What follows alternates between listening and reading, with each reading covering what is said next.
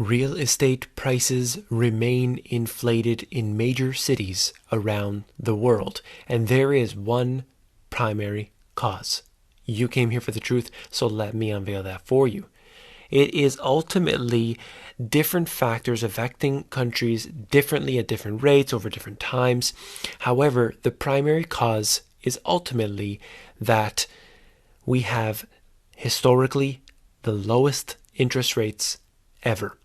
Take a look at this article right here. Home buyers in April paid the lowest interest rates ever on their mortgages. That's according to the Bank of England. So here we have it, yet another country with interest rates down to rock bottom, and they are able to buy more and more homes. That's what the government wants. They want more consumption, they want more debt, and they're getting that because ultimately when rents and mortgages start to balance out in their amounts, people think, well, why would I just throw money away when I can get into a home? That's when you know that the real estate prices have gone beyond where they should. There should be a definite difference in between the rental rates and the mortgage rates.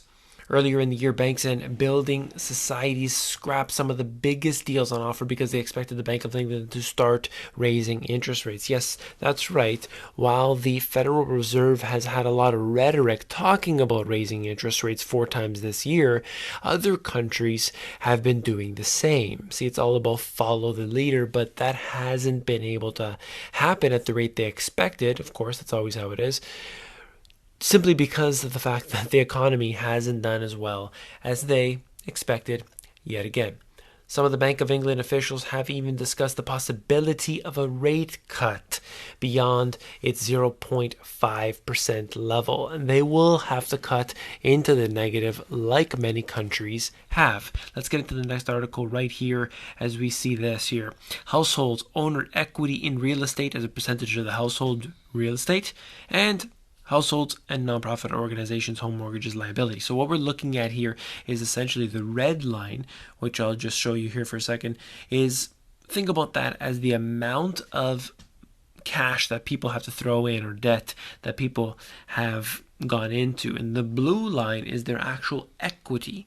So when you think about it here, people have put more and more into these homes at the same time they've lost a lot. So in this way, we are experiencing both negative aspects here of debt. And that happens to be out of the US, by the way. This right here is quite interesting. Immigration will drive up house prices unless we vote to leave the EU.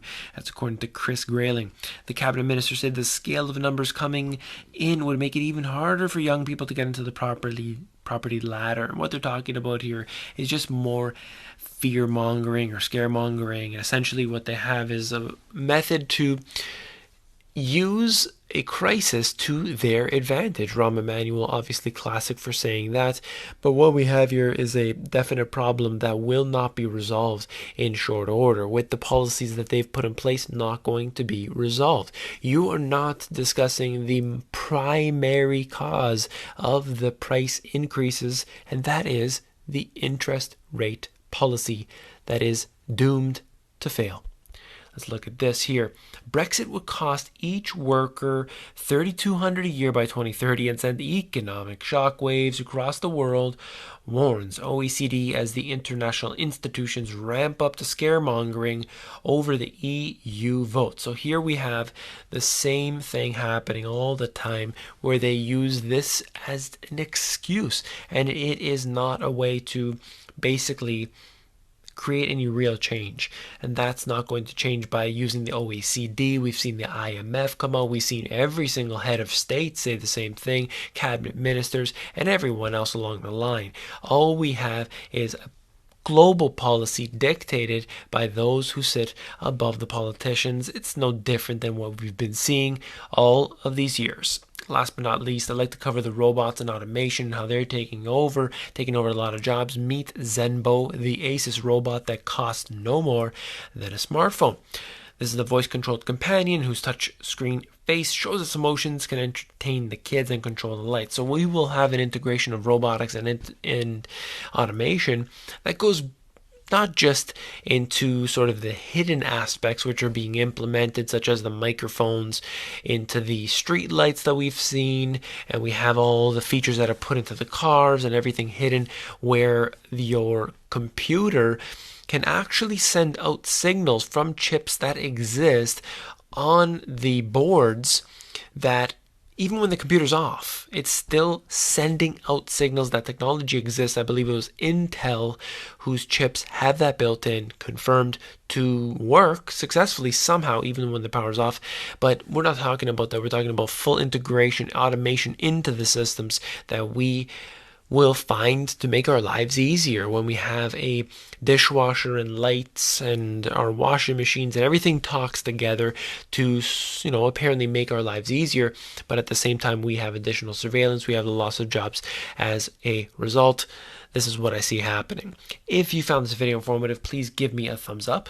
And last but not least, if you found the video informative, you'll definitely find my work at themoneygps.com informative as well.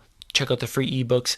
Check out the free e-course as well, themoneygps.com.